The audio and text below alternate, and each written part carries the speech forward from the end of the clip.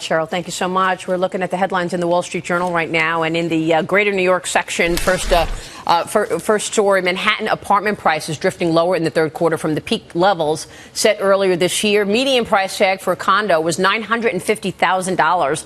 That is about 3% below the record high. Joining me right now with his take on New York real estate is the New York real estate titan and Rudin Management Vice Chairman, Bill Rudin. Bill, good to see you. Good to see you, Mariah. Thank you so much for joining us. So we got this headline, apartment prices retreating in the Journal, but if you read through it, the third paragraph, you say the number of closed sales during the third quarter rose to the highest pace in 2 years.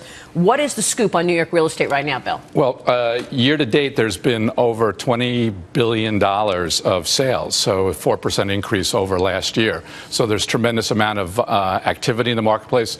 We've got a project in the West Village. We had a very busy August, but traditionally August is a slower month. So I think the story is reflecting the summer sort of doldrums that go on. But we have 199 apartments. We've sold 90% of them. We have 20 apartments left. Wow. And we're going to open up the project next month, start moving the buyers in, and continue that through next year. So we've seen tremendous demand for our product. 70% of our buyers are New Yorkers. But you're also seeing some inventory coming on the market. You're seeing the growth in New York City and that trend of urbanism and people wanting to come into New York City. So developers have started to increase supply literally all over the city. So it's very exciting to see what's going on. We're looking at some of your pictures of the Greenwich Lane at a glance right now, because the projects that you're working on are really impressive projects, whether it be the Brooklyn Navy Yard or Greenwich. We'll talk about some of your projects, but go ahead, Dagen. I was mentioning the Hudson Yards project, which is over on the Midtown west side of Manhattan. What was the price per square foot you got at Greenwich Lane? We're averaging about $3,500. This was a very high-end development that has a very unique set of facts. We've created a park across the street.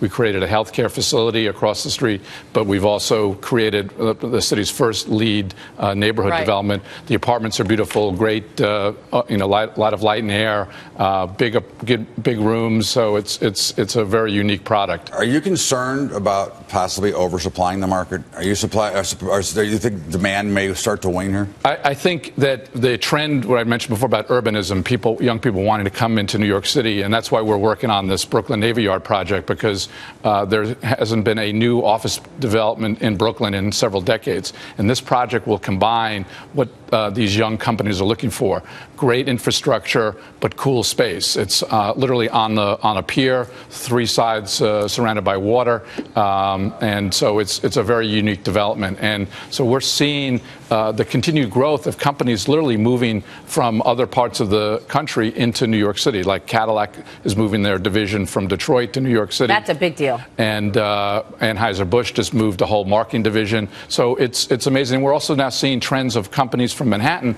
move into Brooklyn. Time magazine is moving a division.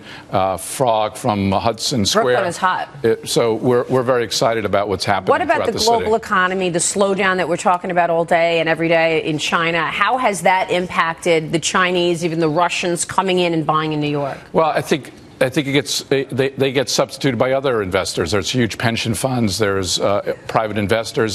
So it's a global. Even though that has slowed down. Yeah, I think New York is such in demand. I think the rich are still coming here, and I think even the Chinese. I mean, we know there's a problem in China, but the extra wealthy in China.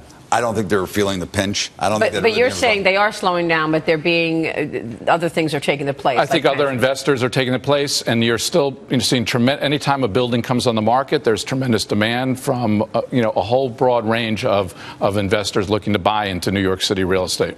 Let me ask you what's going on in Coney Island. I don't know how familiar you are about this, but Bill de Blasio calling eminent domain wants to take over the boardwalk properties in Coney Island. Well, I don't know exactly what's going on there, but I think that's just, again, indicative of what's going on throughout this whole city. You cannot walk through a neighborhood without seeing something going on in a positive way. So we're seeing total, investments, people taking over properties, putting capital back into them, and regenerating neighborhoods that 10 years ago you wouldn't even think about wanting to. But you're seeing the reverse in many ways, with a horrible homeless population, an increase in the troubles there. and an increase in certain types of crime in this country. I mean, in this country, but also in New York City.